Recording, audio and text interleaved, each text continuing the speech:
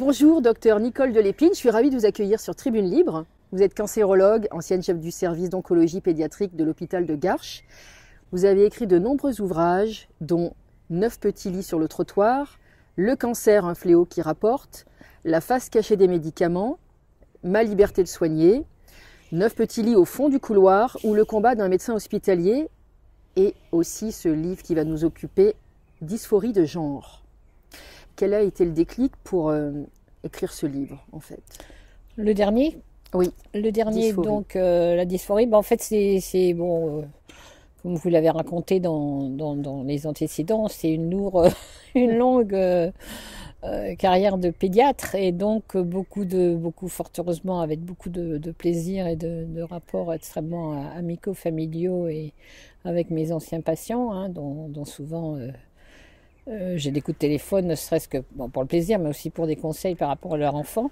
Et là, en octobre 2022, je dois dire, j'ai eu beaucoup de coups de téléphone de mamans, alors soit de mamans, ces anciens patients, ou des gens qui, par connaissance, les avaient contactés et me les ont envoyés, à propos de ce que vivaient un certain nombre d'enfants à l'école. Et ça, de façon récente, le gamin de 5 ans qui sort de l'école, qui veut plus parler à sa mère, alors que d'habitude, il raconte joyeusement ce qui se passe, ce qu'ils ont fait l'après-midi. Et là, il y a eu des découvertes absolument épouvantables chez des mamans, effectivement, ou parfois des papas, en sortant de l'école, et des enfants complètement bloqués, devenus muets, ne touchant plus à rien, la tête baissée, ou alors au contraire, hyper excités. Racontant tout et n'importe quoi, et devenant complètement anormal dans leur comportement. Et grâce à ces petits enfants, je vais dire donneurs d'alerte, parce qu'il y a des donneurs d'alerte à tous les âges, ceux qui ont osé parler à leurs parents, effectivement, il y a eu beaucoup de familles qui ont découvert que à l'école, on leur racontait des tas de choses sans que ces parents aient été prévenus. Et donc, ils se sont renseignés, ils ont découvert effectivement qu'il y avait finalement des séances d'éducation dite sexuelle à l'école, alors qu'il n'y a pas de sexualité chez l'enfant, hein, jusqu'à l'âge de la puberté. Je le dis, je leur dirais, parce qu'il faut que ça rentre dans les têtes, il n'y a pas de sexualité chez l'enfant. Et donc, ces mamans se sont renseignées, et puis se sont progressivement organisées en collectifs multiples et variés, et tous aussi respectables les uns que les autres, qui se présentent sous une forme ou sous une autre, qui se battent contre ce qui se passe de l'école à côté ou plus globalement. Donc il y a, je sais pas, il y a des tas de collectifs citoyens, hein, les Mamans Loups, la SOS Éducation, qui s'y est intéressé aussi, peut-être un peu tardivement, mais qui s'y est intéressé, qui a fait un gros travail qu'on peut trouver dans un rapport téléchargeable sur Internet, là, de 30 janvier 2024. Donc ça, c'est important que les gens aillent voir des textes, avec beaucoup de témoignages d'enfants et de témoignages de mamans.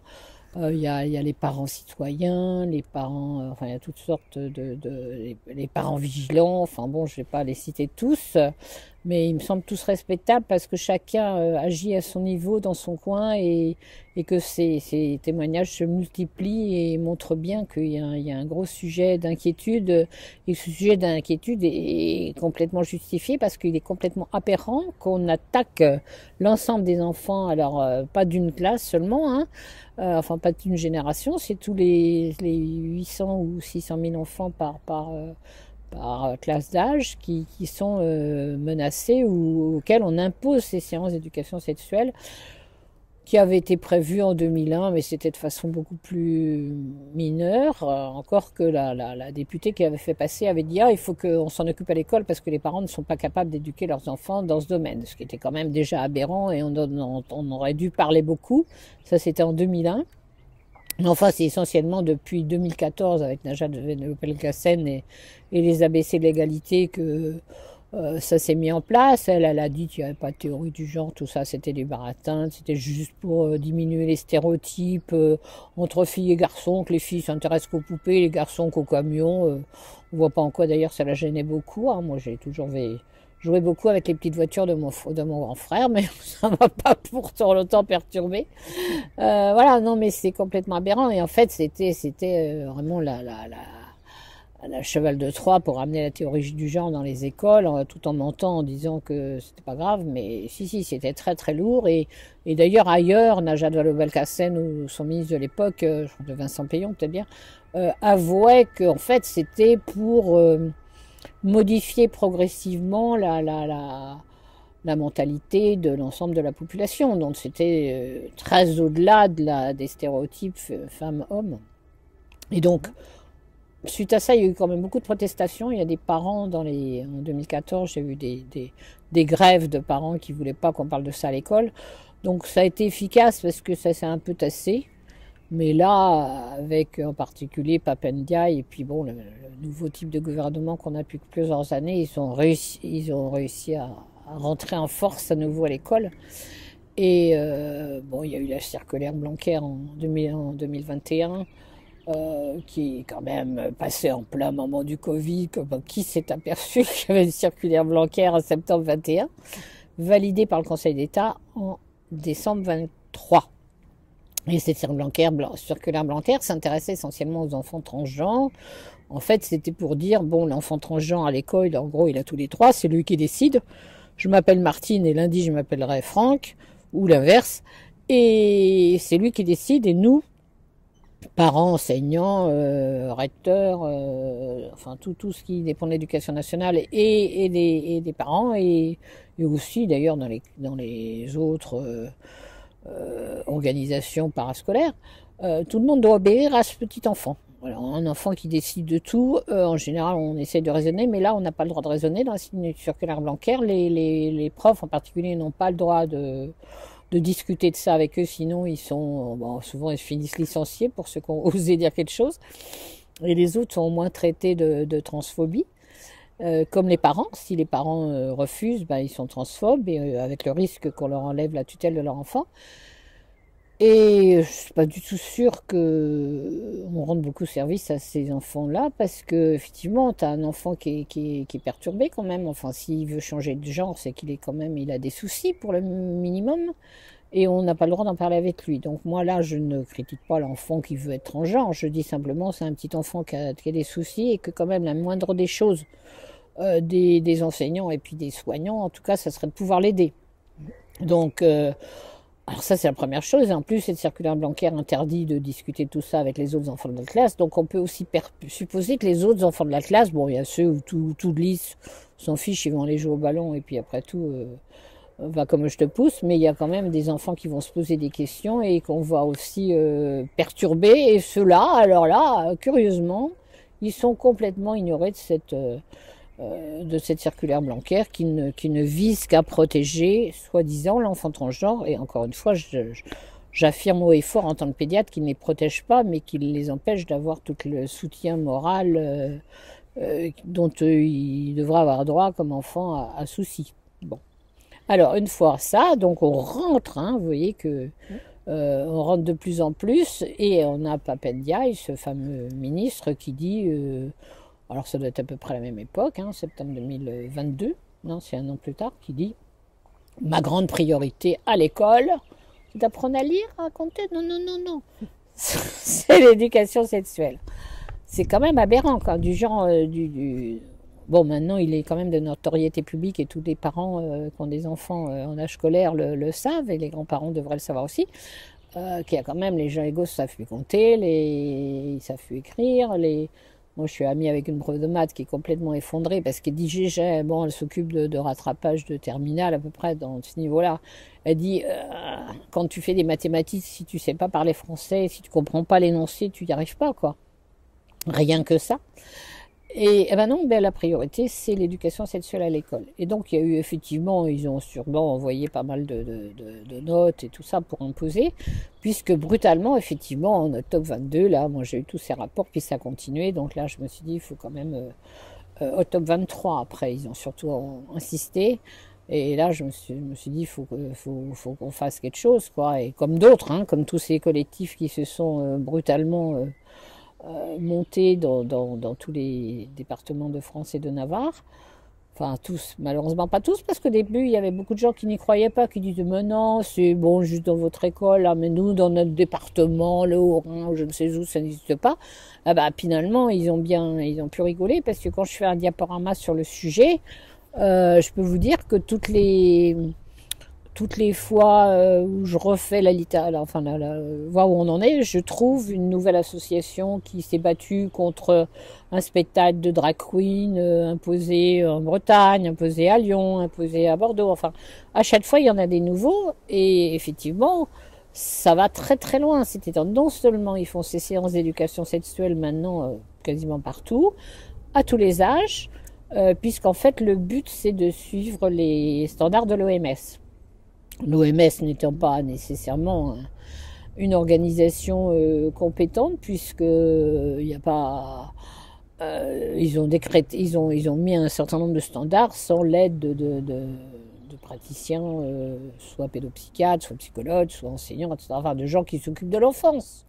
Donc effectivement, ils ont fait des standards OMS que l'UNESCO s'est empressé de rediffuser, que nos gouvernements, enfin je dis nos gouvernements, c'est un certain nombre en Occident, hein, Allemagne par exemple, l'Allemagne apparemment ils sont pas mal en avance aussi sur le sujet, et donc on avance entre guillemets, on est donc effectivement ils nous ont imposé cette éducation dite sexuelle à l'école, alors qu'il n'y a pas de sexualité avant la puberté, et on a des enfants effectivement traumatisés, avec des récits de plus en plus nombreux, qui sont tous aussi horribles les uns que les autres. Chaque jour, j'en vois un nouveau. Hein. Vous tapez Twitter, même comme ça, simplement le fil continue, et chaque jour, vous avez un nouveau témoignage. Aujourd'hui, je vous mens pas, aujourd'hui par exemple, j'avais un papa, aujourd'hui c'est un papa, alors je sais pas qui est-ce qui l'a diffusé, je crois que c'est les Mamans Louvre. Il y avait un papa qui racontait de sa fille, 5 ans, au dîner,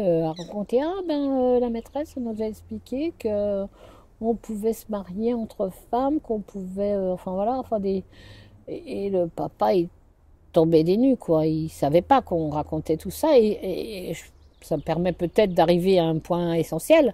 Il faut absolument que les parents ils se renseignent. Ça fait partie de la prévention. Il faut que les parents ils se renseignent. Il faut qu'ils préviennent le directeur de l'école, l'institutrice, gentiment, aimablement, mais quand même suivi d'une lettre recommandée avec accusé de réception, en disant qu'ils exigent d'être au courant des séances d'éducation sexuelle ou tout ce qui peut y ressembler, du genre de passer un film comme Tomboy ou autre, ou de séances de drag queen, qu'ils exigent d'être informés afin de pouvoir éviter à leur enfant d'assister à ces séances, et que tout refus serait quand même considéré comme une faute pénale personnelle. Hein, il faut que les gens arrêtent de se cacher sur c'est pas moi, on m'a dit de faire ça. Non, il faut absolument que chaque individu qui participe de près ou de loin à permettre ces séances d'éducation sexuelle, qui sont en général faites par des associations subventionnées, qui sont évidemment des associations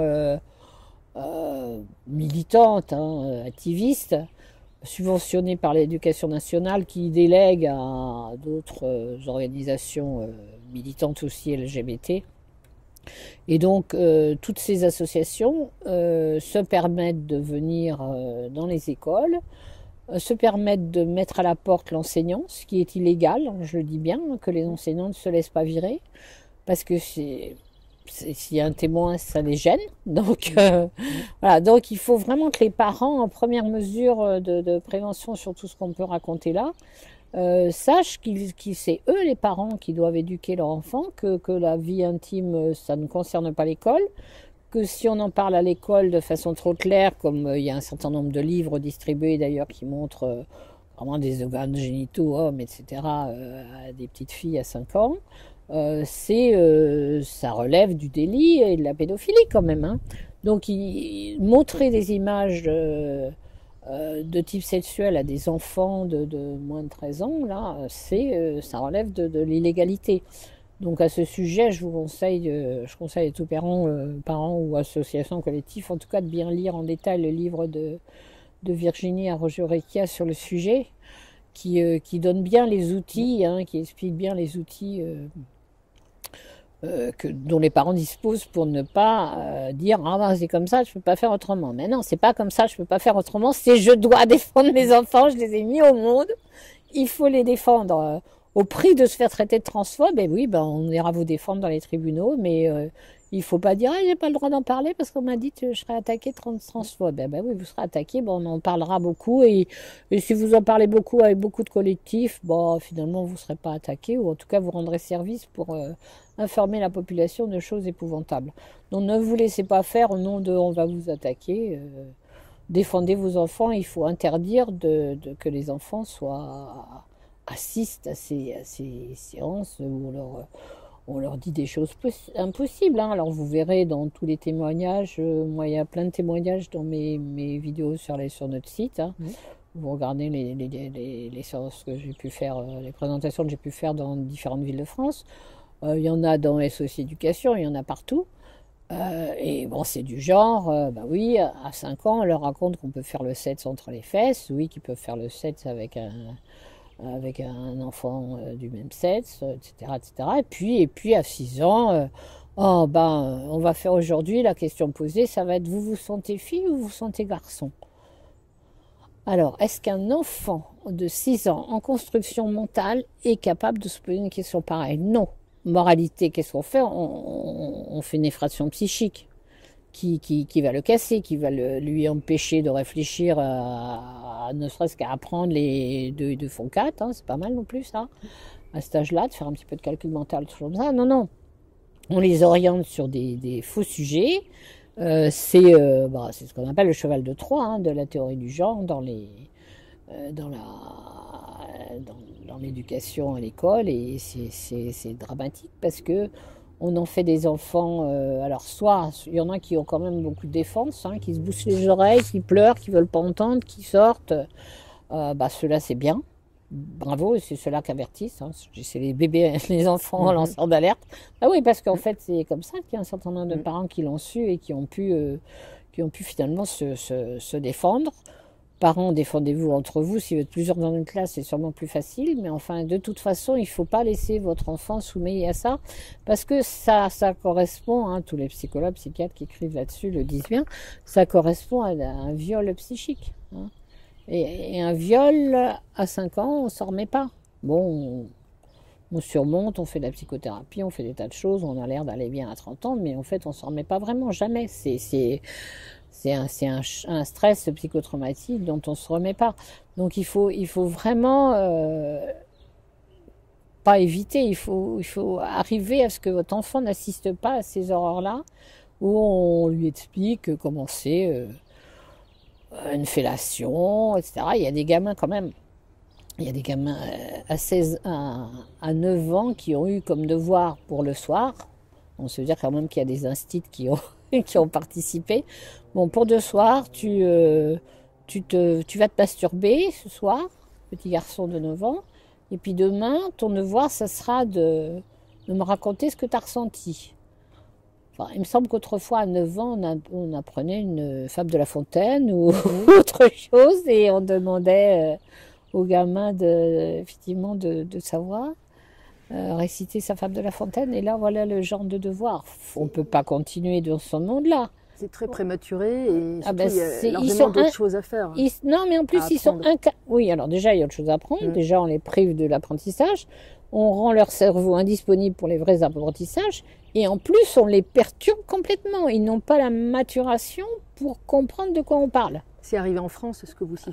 Ça arrive dans toutes les villes de France, oui. Moi, les alertes mises par des associations diverses et variées sont par des... oui, c'est dans toutes les villes de France. Hein. Il y en a eu à Bordeaux, il y en a, dont je me souviens, en Bretagne, dans les Pays de Loire, dans le Haut-Rhin, enfin, il y en a partout. Hein. Non, c'est absolument effroyable. Il faut arriver à comprendre que c'est un problème aigu. Bon, moi, j'étais cancérologue, enfin bon, j'aide encore quelques patients comme chef de garde, enfin comme conseiller.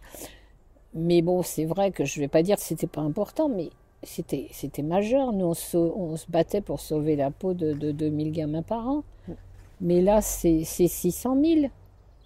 Donc je pense que là, à l'heure actuelle, les parents devraient prendre conscience de l'urgence de ce combat. Les parents et puis tous les opposants, etc.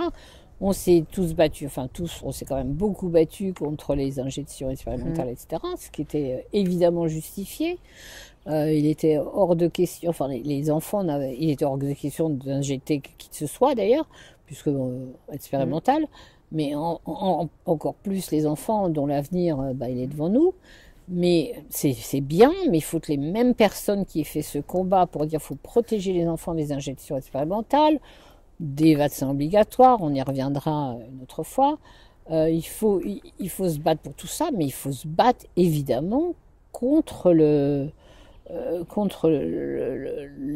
l'endoctrinement. C'est de l'endoctrinement des enfants à la crèche, avec les drag queens qui viennent voir les bébés à la crèche, selon les standards de l'OMS, il n'y a pas de raison de ne pas commencer tôt.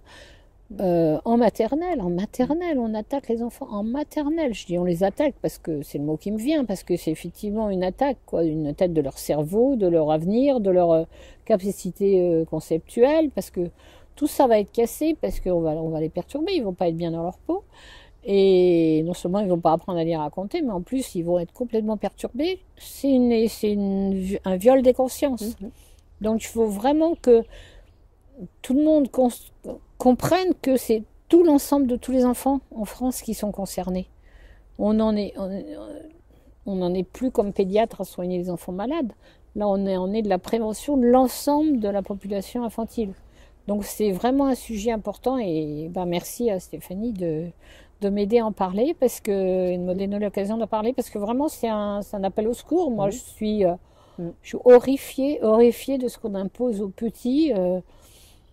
Et horrifiée qu'il n'y ait quand même pas plus de ration. Il faut que tous ensemble, avec chacun ses mots, je veux dire, je ne veux pas dire qu'il y en a qui doivent faire l'appel en Corse ou en breton, mais quasiment. Enfin, il faut que chacun de sa façon, en fonction de son vécu, en fonction des gens qui vont contacter, parle avec ses mots pour dire il faut interdire. Il faut pas modifier machin, il faut interdire ces séances d'éducation sexuelle. Et en attendant d'obtenir la suppression de ces épouvantables lois, il faut au moins protéger ses propres enfants en exigeant d'être informés et n'en mettant pas son gamin à l'école ce jour-là. Et que les enseignants qui désobéiraient au nom de c'est des ordres se disent non, ils sont responsables pénalement. Et il ne faut pas hésiter à aller faire des plaintes communes si possible. Très bien. Si on considère l'histoire de la sexualisation de l'enfant, on remonte à la moitié du XXe siècle, à ce docteur Alfred Kinsey qui était professeur d'entomologie et de zoologie, et le père de cette théorie du genre. Qu'est-ce que c'est que la théorie du genre, précisément? Alors, ce fameux Kinsey, les Kinsey, décidément, on a beaucoup de mal avec eux en France. Après Alfred, c'est Mac, peu importe. Non, mais c'est épouvantable. Oui, c'est un mec qui est en 49. C'est un pédophile clair, il n'y a pas de souci là-dessus. Il a fait des expériences sur des nouveau-nés, des nourrissons, il en a au moins torturé au moins 3000. Il a publié ça comme si c'était de la science en disant il criait, vous voyez, c'est qu'il avait un orgasme. Bon, je veux bien, mais enfin, le bébé qui crie parce qu'on le fait souffrir. Et alors le malheur de l'histoire, c'est qu'il a été considéré effectivement comme le père de la révolution sexuelle en Occident. Je dis encore bien en Occident. Aux États-Unis, carrément on copie. Et effectivement, ça a inspiré beaucoup de chercheurs universitaires aux USA. Puis après, ça a contaminé évidemment l'Angleterre et puis l'Europe occidentale, dont la France. Mais c'était absolument épouvantable parce que ce Kinsey qui a dit des horreurs qui ont bien été démontées par, Judith Tressman qui a fait des livres pour expliquer à quel point tout ça c'était l'horreur. Et puis notre Marion Sigaud aussi qui a fait une vidéo, je crois, un film là-dessus, et puis écrit des choses. Enfin bon, je cite ces deux-là, il y en a eu d'autres, mais dans les plus anciennes, c'est celle-là. Ce Kinsey, cet Alfred Kinsey, il a droit à ce qui montre que c'est gravissime, c'est qu'il a droit à son institut Kinsey dans une faculté américaine de l'Indiana, si je ne m'abuse, et qu'en 2019, effectivement, ils lui ont fabriqué une statue à son nom dans cet institut, ce qui prouve que c'est une théorie qui a été montée en épingle dans les années 50, mais qui est toujours bien vue par les universités américaines. Donc ils en ont fait effectivement des standards en 50-60, qu'ils ont effectivement essayé de faire passer ensuite des standards d'éducation à la sexualité et de sexualité tout court. Et ils ont fait passer ça et progressivement c'est devenu une mode. Évidemment, ça a induit l'idée de une femme, un homme, c'est n'importe quoi tout ça. Donc ça a été le cheval de Troie de la théorie du genre. Et ça a fait beaucoup créer de postes. Il faut quand même voir aussi que les gens manquaient peut-être d'idées dans les années 50 ou 60, dont ils ont créé des chaires de sociologie, de médecine, de philosophie, de tout ce qu'on veut. Après, c'était un peu plus précis, mais tout ça pour essayer d'imposer cette révolution sexuelle depuis les années 50. En 1968, il était interdit d'interdire et il fallait jouir sans entrave. Voilà, et en 77, il y avait une pétition, une tribune dans Libération pour défendre les pédophiles quand même, et signée par des gens quand même très connus, oui. Et ça fait un petit peu de mal des fois quand on voit qu'il y a Dolto dedans. Bon, Kouchner, on n'est pas étonné, mais voilà.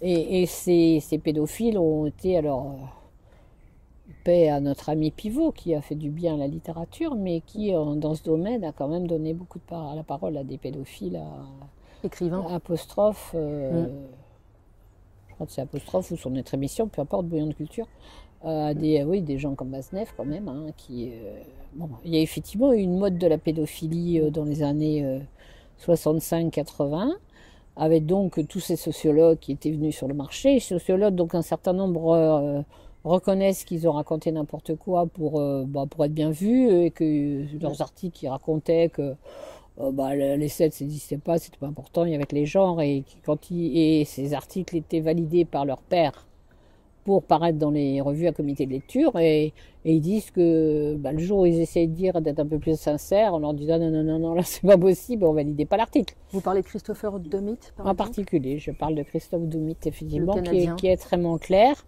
mais qui dit que, mais il est clair, attends, c'est en 2019 qui raconte ça, c'est pas... Et tardivement. C'est pas en 2000, quoi. Donc effectivement, on est dans un drame collectif depuis les années 50 par rapport à ça. Alors je crois qu'il faut, je ne sais pas si on a le temps, mais il faut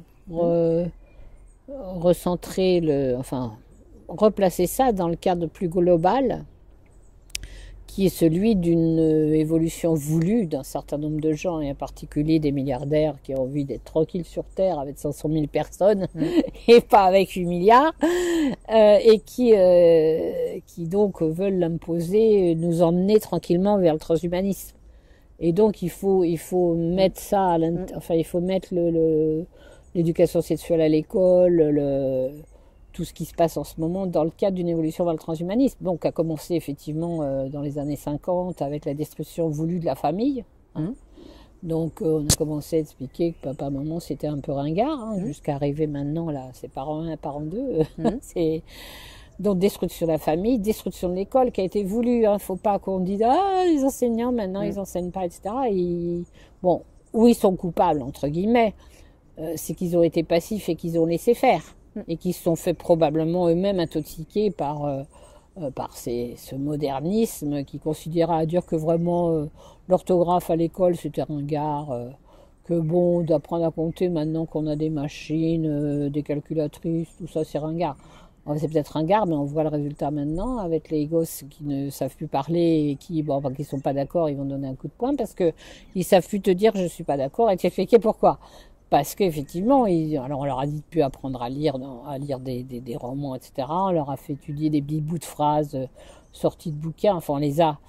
Bon, il y a plein de livres d'enseignants très intéressants sur le sujet, hein, sur des instructions voulues depuis les années 2000 quand même. Il y a quand même des enseignants, enfin c'était d'avant, mais des enseignants qui l'ont bien rédigé dans les années 2000 sur la fabrique du crétin, hein, tout simplement, la fabrique du crétin, revue et corrigée, hein, de décennie en décennie, le pauvre, il nous aggrave les choses.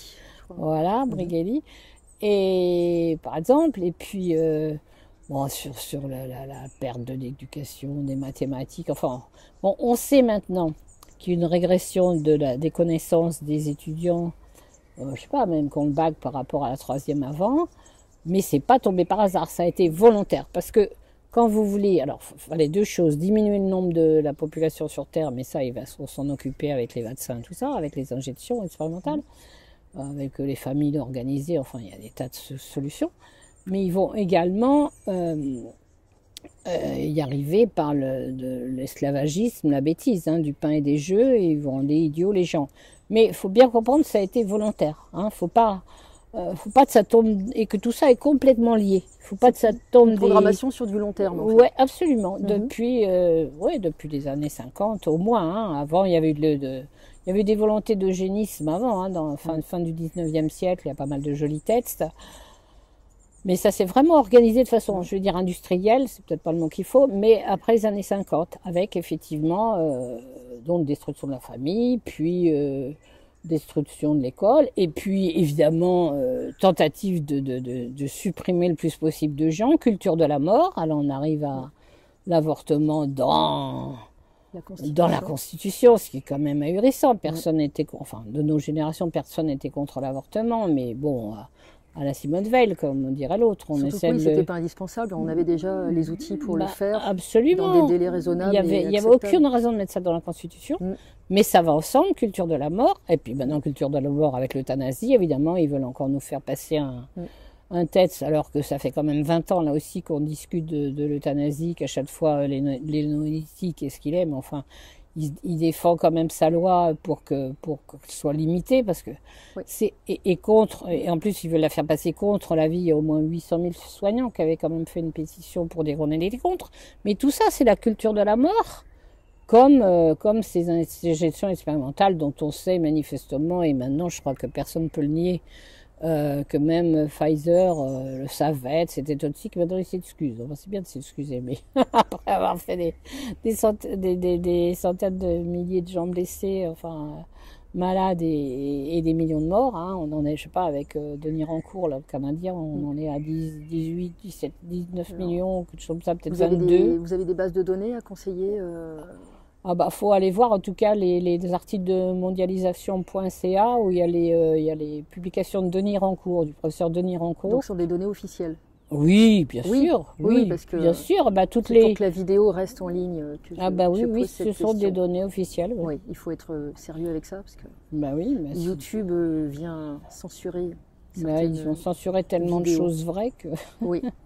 Absolument. Alors, pour en revenir à la dysphorie, ça veut dire angoisse, malaise. Ça veut dire malaise, absolument. Bon, alors au départ, ça traduisait, ça pouvait traduire ce qu'un ado qui grandit, qui voit ses poils pubiens arriver, etc., qui devient grand et qui sent bien que qu'il est plus un enfant comme avant, quoi, qu'il peut plus, qu'il faut qu'il prenne.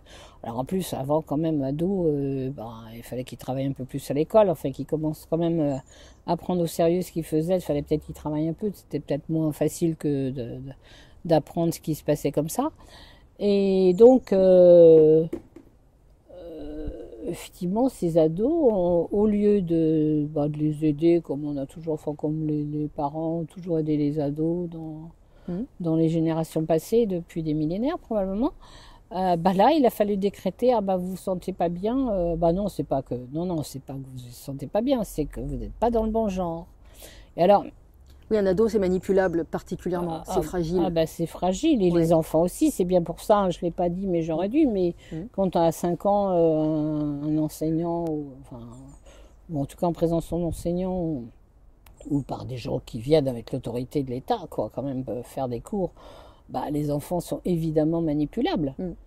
Manipulables, et plus on est jeune, plus on l'est. Et en plus, ils marchent par imitation. C'est-à-dire que si on leur montre les positions sexuelles, etc., à 5 ans, 6 ans avec les livres, évidemment, de temps en temps, dans la cour de l'école, ils vont essayer de reproduire. Et là, on va dire, ah, c'est un petit pervers. Non, c'est un gamin qui a écouté des choses épouvantables. Donc, voilà, donc c'est important. Alors, évidemment, ado, on est, non seulement on est dans l'imitation, mais on est quand même surtout dans le groupe. On veut correspondre au groupe. Donc, on aime bien avoir tous les mêmes t-shirts, tous les mêmes chaussures, etc. Bon. Et c'est vrai qu'en particulier, bon, il y avait une petite mode, mais ça touchait quand même pas tant de gens que ça, malgré les efforts du ministre pour l'éducation sexuelle à l'école, pour le changement de genre, ça touchait pas tellement de gens. Mais c'est vrai que pendant la période du confinement, bon, il y a des gens qui ont été quand même confinés dans des conditions terribles, dans des tout petits appartements avec les parents toute la journée. Et donc, il y en a quand même pas mal qui se réfugiaient sur leur ordinateur 24/24. Et là, ils ont été accueillis, je vais pas bien. Oh, mais tu vas pas bien. Mais non, c'est pas parce que tes parents sont ci ou ça, c'est parce que tu n'es pas dans le bon genre. Et donc, il y a eu des groupes qui se sont formés comme ça, qui ont été multipliés. La preuve, c'est qu'il y a eu des écoles où il y avait 4-5 nanas qui, en même temps, ont voulu changer de genre brutalement. Bon, en fait, c'est effectivement du conditionnement, de la ventilation, de la motivation par l'endoctrinement sur les groupes pour leur dire vous êtes bien, ils ont été gentils. C'est vrai qu'ils s'en occupaient gentiment, ils les consolaient, etc. Ils trouvaient l'affection que ne leur donnaient pas leurs parents. Les parents, quand on pouvait peut-être plus de les avoir sur le dos. Je dis pas que les parents étaient parfaits. Mais du coup, ils sont engagés dans ces groupes. Et ce qui est terrible aussi, c'est qu'ils sont engagés dans ces groupes et que manifestement, plus je lis, plus je vois de témoignages, plus je vois que dans ces groupes, on leur a dit qu'il fallait se séparer des parents. Il ne fallait pas écouter ce qu'ils disaient. Si vous avez possibilité de partir, partez. Enfin, ils ont vraiment essayé de supprimer l'influence des parents sur ces enfants-là.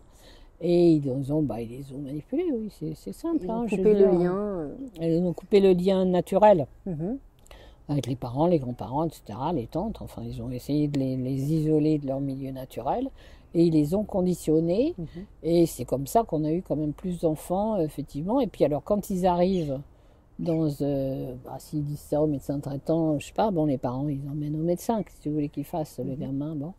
Et le médecin dit, oh là, moi, j'y connais rien, et je t'envoie dans la clinique qui s'en occupe. Et là, il tombe, évidemment, sur des gens qui sont des militants.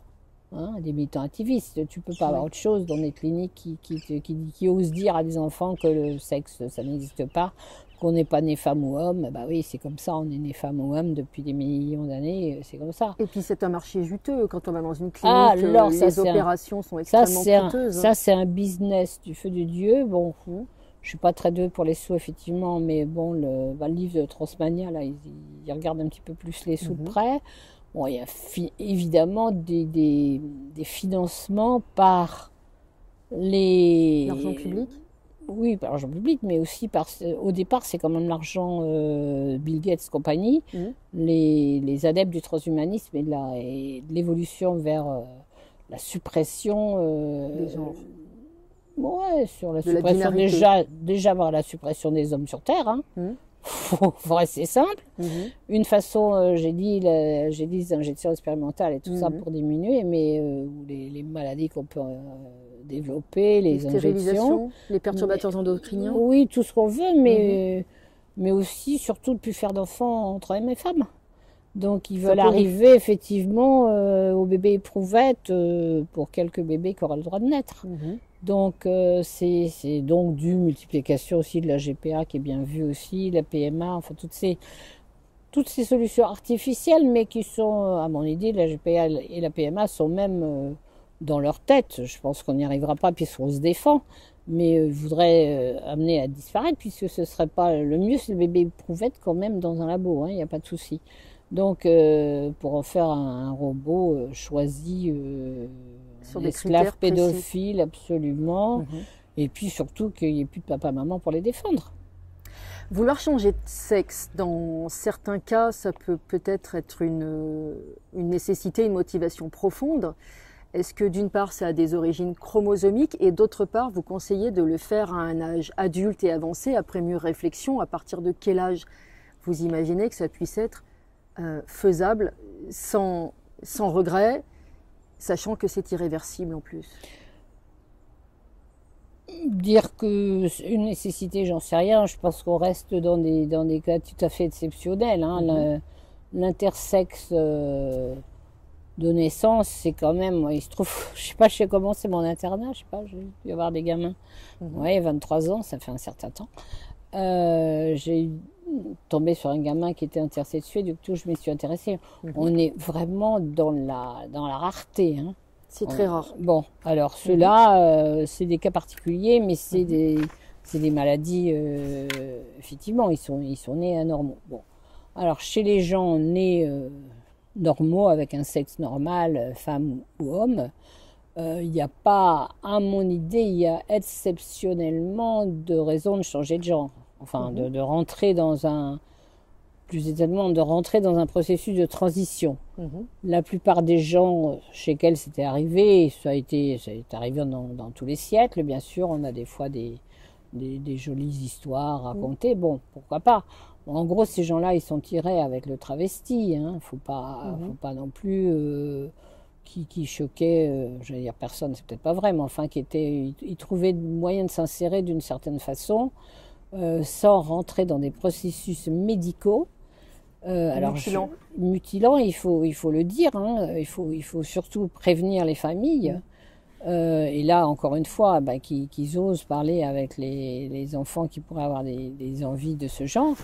Les candidats à la modification de genre, à la transition de genre, c'est des gens qui étaient bien portants, qui allaient bien, qu'on va transformer en malades chroniques, et définitivement malades chroniques. Parce que, bon, donner des bloqueurs de puberté avant d'avoir fait cette puberté, ça les rend malades, évidemment. Bon, on va revenir pour l'âge, mais bon, et évidemment que les bloqueurs de puberté, ils sont pas faits pour ça, et l'organisme, là aussi, ça fait des millions d'années qui s'adaptent, hein, progressivement pour avoir un modèle à peu près correct. Et bloquer la puberté, c'est évidemment bloquer la croissance cérébrale, mais pas seulement cérébrale au point de vue du volume, mais des compétences, bloquer la croissance osseuse, bloquer la fertilité à long terme, etc. Donc les bloqueurs de puberté déjà ont des conséquences épouvantables. Mais même après, une fois qu'ils ont choisi leur genre, si tu leur donnes des œstrogènes à des anciens mecs, évidemment c'est hyper toxique.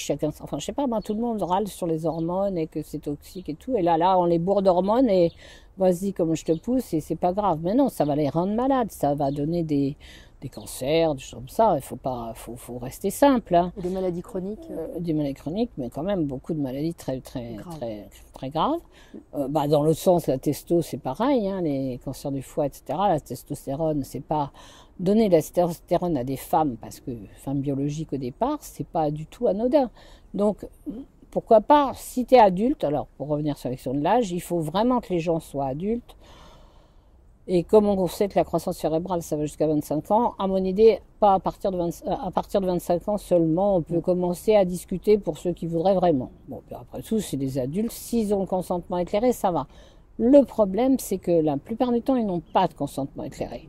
Personne ne leur explique que Enfin, personne. En tout cas, les gens qui les prennent en charge, qui sont des militants, les avertissent pas. Les autres osent rien dire, parce que sinon ils sont catalogués transphobes et ils ont peur de se faire poursuivre par la justice, parce que c'est quand même ça. Hein. C'est hallucinant, mais c'est comme ça. Et alors, les hormones, évidemment. Et puis, alors, quant à la chirurgie, c'est une catastrophe absolue. Pourquoi ? Parce que c'est des interventions lourdes, longues, avec risque d'infection, hospitalisation longue, avec beaucoup d'inefficacité. Alors bon, à la limite, la modification du visage pour sont un peu plus efféminés, ça pose peut-être pas d'énormes problèmes. Enlever les seins, ça ne pose pas d'énormes problèmes. Mais quand on atteint la chirurgie du bas, comme ils disent, parce qu'il ne faut pas parler, on parle de la chirurgie du bas.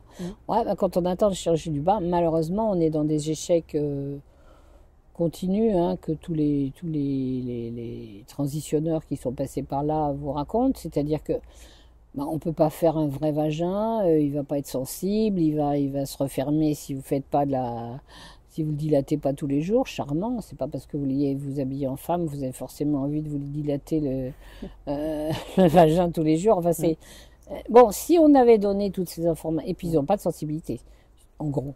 Ce qui veut dire qu'en gros, ils n'ont pas de plaisir sexuel au sens habituel du terme. Bon, dans l'autre sens, on n'arrive pas à faire des verges, des phallus corrects. On arrive à leur faire des petites bouts de chair qui tombent un peu. Et puis, s'ils veulent l'utiliser, il faut qu'ils prennent une pompe, ce que je voyais aussi. Donc, en gros, la plupart des transitionneurs honnêtes et qui veulent raconter, ils disent oui, bah, sur Internet, on a dit que c'était formidable, on a attiré des gosses comme ça en disant que c'était formidable.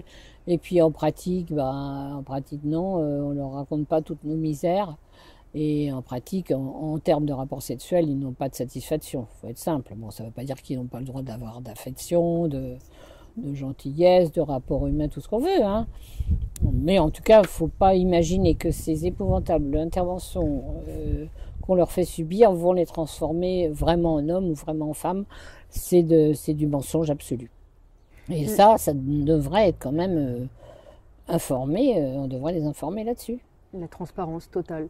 Et le taux de mortalité est particulièrement élevé, et de suicide notamment. Alors, chez les transgenres, de façon générale, ils sont de l'ordre de 40%. Alors, la question du suicide est intéressante parce qu'une des raisons qu'on donne aux parents pour surtout qu'ils ne refusent pas, etc., c'est si vous refusez qu'ils changent de genre, vous allez les pousser à se suicider. Pas du tout.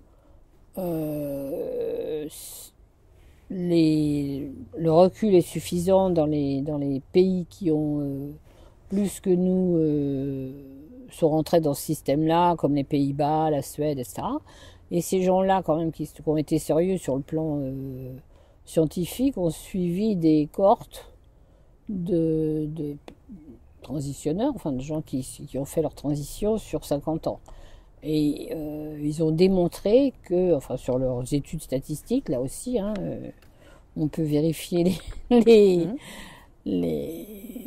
publications internationales avec comité de lecture sur PubMed, que d'avoir cédé au désir de la personne de changer de genre, on n'avait pas diminué le taux de suicide, qui est de l'ordre de 40% chez les transgenres. Hein. Alors que chez la population banale, c'est 2% en France. Hein. Et 40% chez les transgenres, et alors ça monte un petit peu avec les homosexuels, 4%, etc. Mais ça reste à des chiffres très bas, et on arrive à 40% chez les transgenres. Et alors ça s'explique très bien quand même, non seulement l'échec de la transition, mais surtout à qui on a proposé la transition. Et là, on arrive sur les articles anglo-saxons en particulier qui ont abouti à la fermeture du service de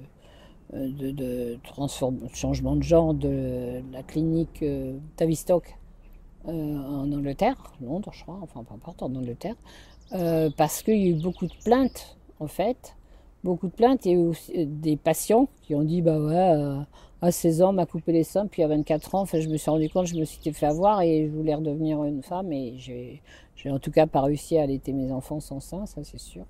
Si elle a réussi à faire un enfant, il faut encore être content. Et surtout, il y a eu beaucoup d'émissions de professionnels qui ont analysé les résultats de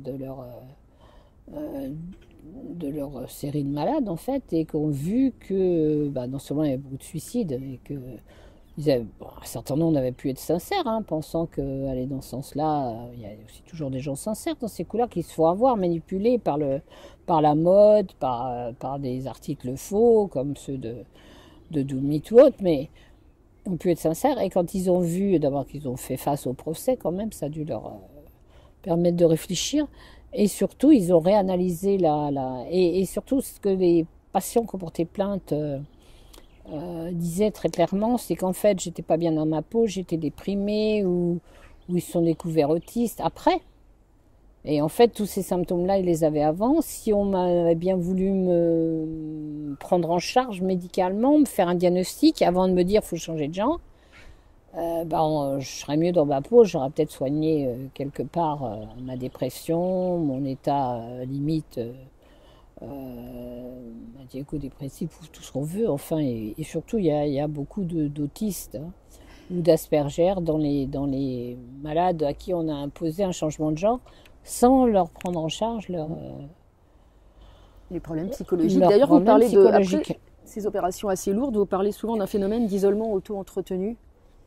Ah ben ils sont isolés de leur famille en tout cas, hein, comme je dis, c'est ça les groupes de transitionneurs font couper. Hein. Bon, ça se fait quand même aussi dans les groupes d'homosexualité, des trucs comme ça. Hein. Souvent les gens dans un certain nombre de groupes qui vont se dire marginaux, ils trouvent un soutien avec des gens qui sont comme eux, c'est bien. Mais ces gens qui sont comme eux, souvent il y a toujours un gourou qui veut prendre l'ascendant sur tous ces gens-là, qui veulent les manipuler et qui disent coupez avec vos familles. Donc finalement, on a affaire à des individus qui ne seront pas mieux dans leur peau avant qu'après l'opération lourde. Voire parfois, ça sera pire. Oui, ça sera pire. C'est vraiment. Donc il faut mettre en garde. Il faut mettre en garde. Nous, on a fait ce petit livre non pas pour critiquer les gens qui sont. Ce petit livre-là, oui. Parce qu'on a trouvé, il y a quelques livres, il n'y en a pas tant de ça, mais enfin, il y a quelques livres qui sont sur le sujet, mais avec le regard médical pédiatrique, il y en avait moins, et chirurgical aussi, parce que c'est gravissime, effectivement. Pour moi, les transgenres, que ce soit à l'école ou même adultes, enfin, plus ils sont vieux, quand ils ont commencé ça, moins ça me gêne, parce que, normalement, si tu as 30 ans, 40 ans, tu peux essayer de te renseigner. Mais les 3/4 du temps, c'est tous des victimes. C'est des victimes d'une propagande mensongère. Donc pour moi, tous ces gens-là sont des victimes. Donc je n'ai pas du tout un livre pour critiquer les transgenres, mais pour essayer de les défendre, pour essayer de défendre les parents qui seraient soumis à ce genre de propagande et de chantage en disant si vous ne laissez pas faire, vous allez faire que votre enfant se suicide. C'est du mensonge absolu.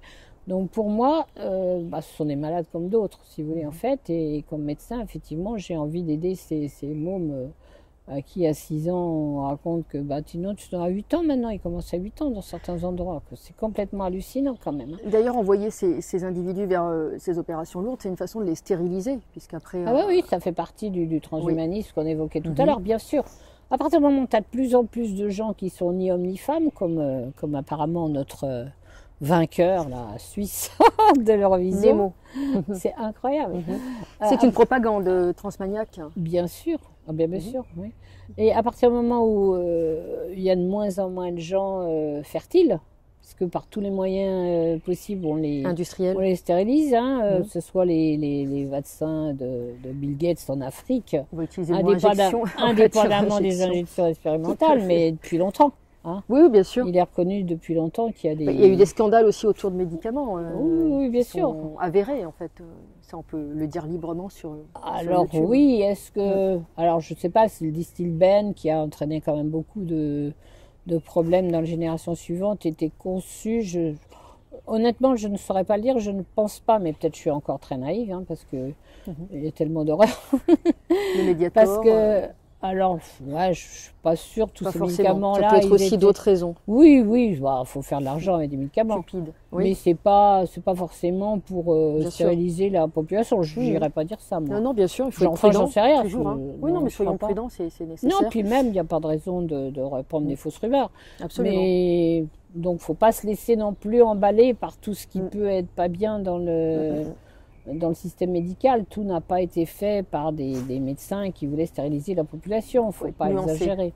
Par contre, les Big Pharma et Bill Gates qui ont vendu des kilos de vaccins inutiles en Afrique, encore une fois, avant même le Covid, ceux-là, la question ne se pose pas, parce qu'eux, ils le disaient clairement. C'était pour stériliser les populations. Vous avez des vidéos où ils le disent il y a Bill Gates, il y a Attali, il y a la vidéo d'Attali d'il y a 20 ans qui expliquait qu'il fallait réduire la population mondiale. Hein. Oui, ça existe. Vous parlez dans votre livre d'associations homosexuelles qui se lèvent contre ces mouvements transmaniaques, on va dire, notamment Gays Against Groomers. Vous pouvez nous en parler? Oui, je ne les connais pas plus que ça, mais c'est effectivement une association d'homosexuels américains qui sont extrêmement choqués de ce qui se passe dans les écoles et qui se battent pour que, alors d'abord, on ne fasse pas participer des petits à des gay pride devant des horreurs. Je n'ai jamais compris d'ailleurs pourquoi, parce qu'on était gay, il fallait se promener avec un chien, enfin comme un chien. Pas forcément. Je vois pas le rapport, mais enfin bon. Et justement, ces gens-là voient pas le rapport. Ce sont des associations d'homosexuels qui, bon, ils sont homo, ils veulent vivre normalement. Pointe à la ligne, comme tout un chacun, vivons cachés, tranquilles et cachés. Enfin, il n'y a pas besoin. Non, mais leur vie privée n'a pas besoin d'être exhibée. Je veux dire, moi, je suis désolée, quand un ministre vient vous dire je suis homo, moi, ça ne me regarde pas. Il fait ce qu'il veut, cet homme-là. Mais, on lui demande seulement d'être efficace. Voilà, comme ministre. Bon, je veux dire, ça c'est important de ne pas exhiber sa vie privée. Pas la cacher nécessairement, mais pas l'exhiber. Et donc, ce groupe-là en particulier dit qu'ils ne veulent surtout pas qu'on utilise les gamins à l'école pour les transformer en esclaves pédophiles. Et ça, ils ont bien compris ça. Donc, c'est bien Guns Rummer, mais il y en a d'autres. Il y a en particulier des associations de trans, eux-mêmes, mais non activistes, qui disent bon, moi j'ai choisi à 30 ans de devenir une femme, peu importe, mais j'ai pas envie qu'on m'utilise, comme ils disent, icône debout. J'adore. Parce que, effectivement, c'est pour ça qu'ils n'aiment pas du tout non plus toutes ces manifestations gay pride et autres où on exhibe la marche des fiertés. Où est la fierté là-dedans? Tu fais ce que tu veux pour ta vie privée. Ni honte, en fait. Ni fierté ni honte, il n'y a aucune raison. C'est pas ça. Ils ne veulent pas être instrumentalisés. Voilà, absolument, ils ne veulent pas être icônes. Et ça, c'est important. C'est important de le dire. Donc, j'aime bien le dire justement parce que bien faire comprendre aux gens que tous ceux qui se battent contre la dysphorie du genre, enfin, l'enseignement de la dysphorie du genre, en tout cas à l'école, et au moins jusqu'à 25 ans, sont des victimes et qu'on n'est pas là pour les critiquer. On ne fait pas de phobie de ces gens-là. Au contraire, on les considère comme victimes et on voudrait les protéger. Bien sûr. Et pour terminer, votre livre est complémentaire de celui de Dora Muto et Marguerite Stern. Marguerite Stern. Marguerite Stern. Transmania. Oui, j'ai lu avec plaisir. Intérêt et plaisir leur livre qui apporte des éléments en particulier sur l'étude effectivement du côté business et des associations américaines qui ont soutenu, enfin qui financent en fait ce genre de choses. Et bon, c'est très très important. Moi, j'étais contente, c'était très complémentaire parce que, bon, effectivement, elles ne sont pas médecins, donc tout le côté peut-être médical, chirurgical, etc., est plus développé dans notre livre que dans le leur, mais donc, effectivement, c'est tout à fait complémentaire. Elle développe plus le côté sociétal? Oui, la genèse de ce mouvement. Non, il est bien fait leur livre, mais effectivement... puis elle démontre un petit peu la vie théorique de leur, je ne sais plus comment elle l'appelle, la Robert devenue, je ne sais plus qui, devenue femme. Bon, c'est très intéressant, c'est bien, c'est des beaux témoignages. Enfin, ça éclaire bien, mais bon, c'est vrai que ça n'aborde pas le problème de l'école en tout cas. Enfin, nous, on est plus dans la défense des enfants, mais complètement complémentaires. Donc achetez les deux, Transmania. Ah oui. De Moi, genre. j'ai été tout à fait heureuse de voir qu'elles arrivaient à faire du buzz, si j'ose dire. J'étais un petit peu triste que nous, on n'arrive pas à prévenir les enfants, les familles pour les enfants, mais bon, peut-être qu'on y arrivera grâce à vous, allez. On va continuer. Mais j'étais contente parce que du coup, je me suis dit ça allait mettre le sujet quand même en exergue. Et bon, elle raconte comment elles se font censurer et tout, mais bon, même nous, tout bête, on s'est fait ça à Nantes, il y a eu une tentative d'interruption de la conférence, absolument. Donc une dizaine de personnes qui sont arrivées, c'est mon corps, c'est mon... Personne ne les empêche de faire ce qu'elles veulent avec leur corps. Mais on n'a pas... Ce qui a été triste, c'est qu'on n'a pas réussi à leur faire dire quelque chose de plus concret, quoi. Ça faisait quand même là aussi très très appris, quoi. C'était idéologique. Oui, mais idéologique sans argument, parce qu'on a droit d'avoir une idéologie, mais on doit pouvoir l'expliquer. Bien sûr.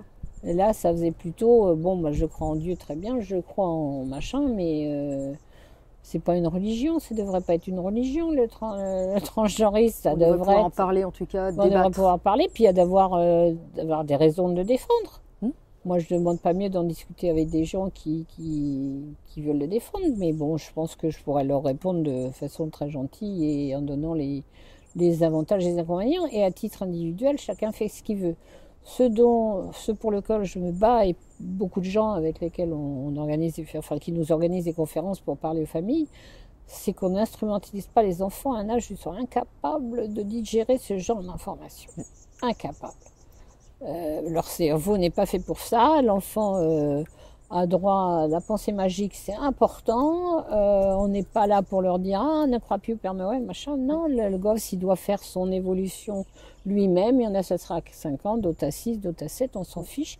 Il doit progresser. Et nous, devoir d'adultes, parents, grands-parents et tous adultes confondus, nous devons de protéger les générations futures. Voilà. Un grand merci à vous, docteur.